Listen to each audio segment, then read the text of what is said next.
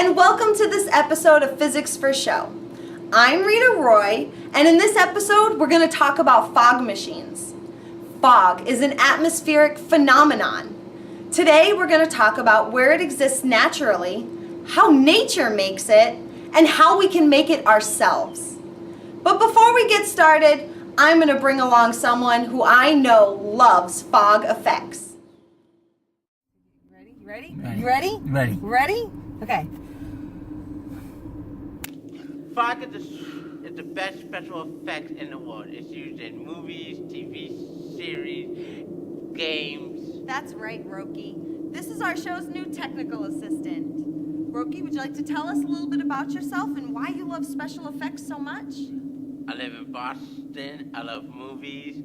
Whoa, am I in a movie right now? Now that's special effects. Special effects excites the audience. That's right. That's exactly what it's meant to do. Nature, special effects, are often used to set a mood with the audience. Raining when you're expressing sadness, sunsets when you're happy, and fog. Well, pretty much all the time. This is really an equation of variables: temperature, humidity, elevation, and other factors. Fog is basically a cloud floating on the Earth's surface. Tiny water droplets floating in the air.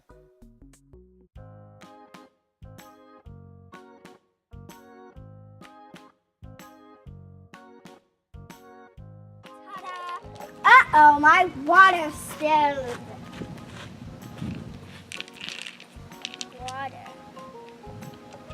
Water is 1 part oxygen and 2 parts hydrogen. It helps me think of fog as tiny water droplets, like when you use a spray bottle. When I squeeze this trigger, water comes up through this straw-like tube and is sprayed through the tiny hole, like this. The mist that is created from the spray bottle is a little heavier than fog, which makes it fall directly to the ground. Not only are spray bottles handy, but they are fun too. Here's a slow motion video of my spray bottle in action. Thanks for watching Small Science with me on Physics for Show.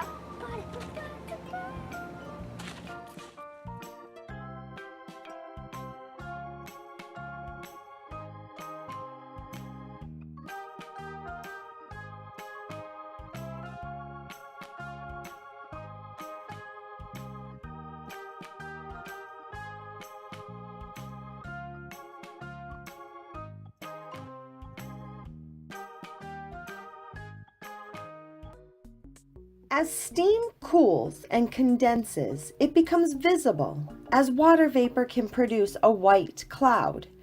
This cloud is just like a natural cloud in the sky. It is odorless and tasteless. Because the humidity is very high, the cloud may leave water droplets on solids that touch it. Smoke consists of gases and soot. The gases typically include water vapor, but smoke differs from steam in that there are other gases such as carbon dioxide and sulfur oxides, plus there are small particles floating in there. The type of particles depend on the source of the smoke, but usually you can smell or taste either the soot or some of the gases from the smoke. Smoke may be white, but more commonly, it is colored by its particles.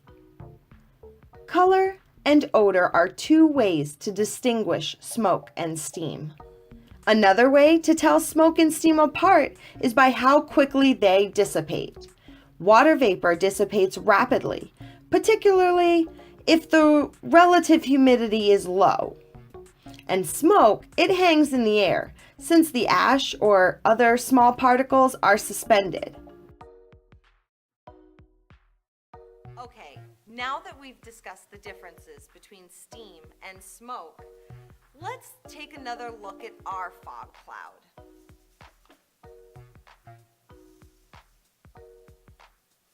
What do you think?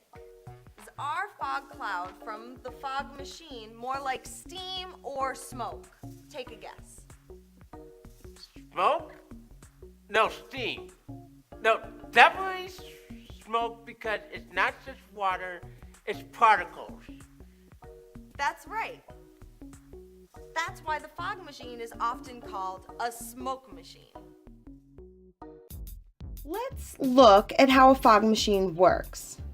There is a heating element and a fan which the fluid passes through before ultimately becoming vaporized. That sounds like a lot. Let me break it down even more than that. What exactly is fog fluid made of?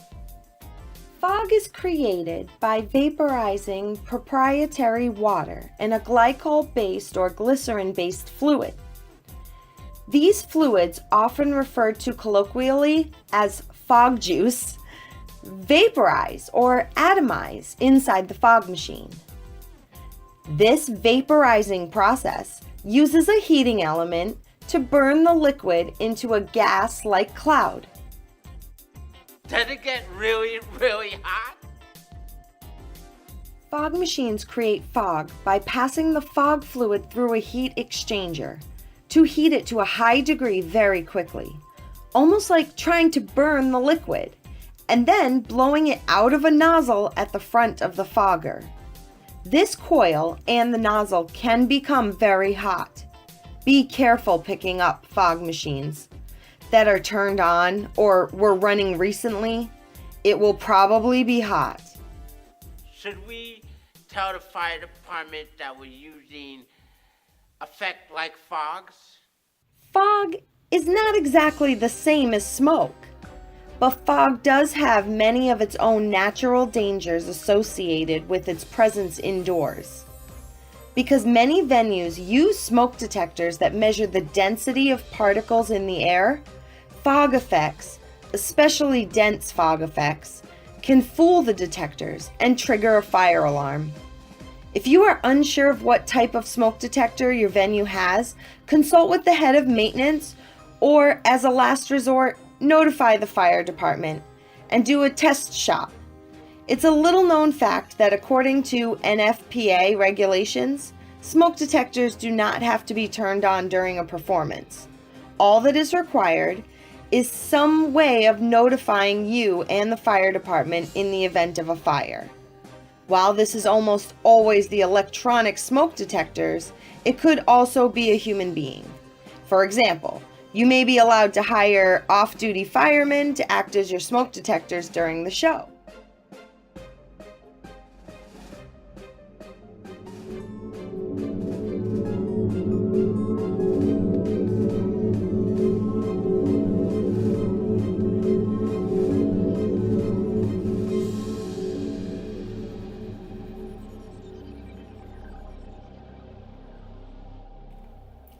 I'm backstage at the Swine Dinner Theater Experience with the Fog Machine.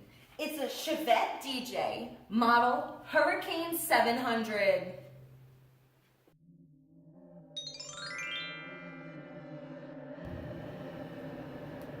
Hey viewers, it's me, getting ready for Swine, a dinner theater production tonight, where I play Julia Iverson. And I'm doing my hair. You won't realize, but it actually involves a heating element. So, just like you may have seen, many people use a curling iron. That's exactly what I'm using. It's a kind of a cool techie curling iron,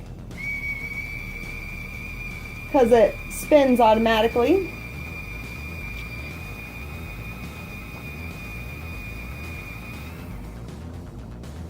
Here we go. I don't know if you see any of these. And then we use a pump, a fluid pump called hairspray. And the hairspray comes out as a mist. Inside is a liquid. Comes out as a mist that you can see for a brief moment until it dissipates. And then, ta-da, a curl. Now, in true documentary style, here I just found a steam inhaler used by singers in this dressing room. Another way in which steam is used for theater productions.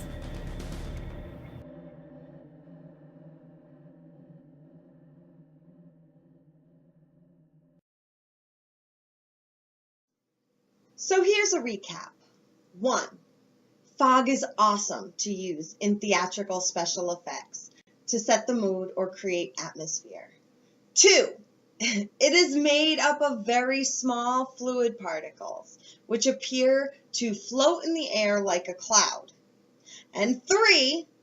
Fog is different from steam and smoke, but all require caution and safety when being used on stage.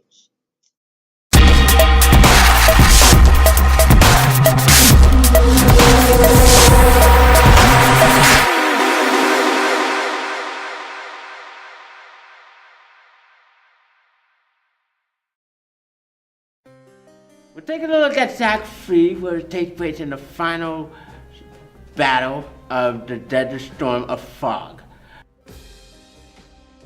So much fog, wind, and air that covered all mountains. Now we're looking at Chicago fire,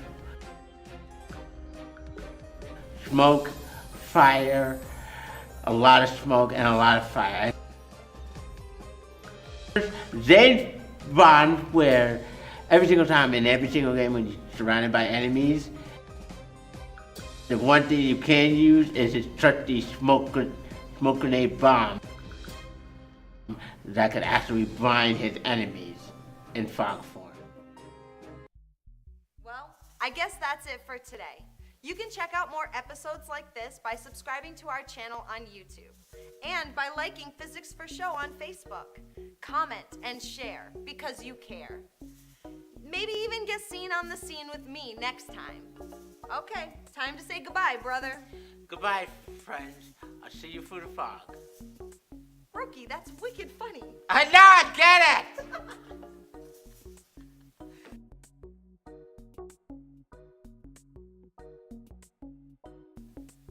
Did you like this episode? Do you want to see more content like this? Please consider sponsoring Physics for Show so we can create our next full season of episodes. Donations can be made via PayPal to physicsforshow@gmail.com or check out our Kickstarter campaign. All our links are in the description below. Backers can even sponsor specific topics that interest them. Together, we can explore great marvels being engineered on stages here at home and all over the world.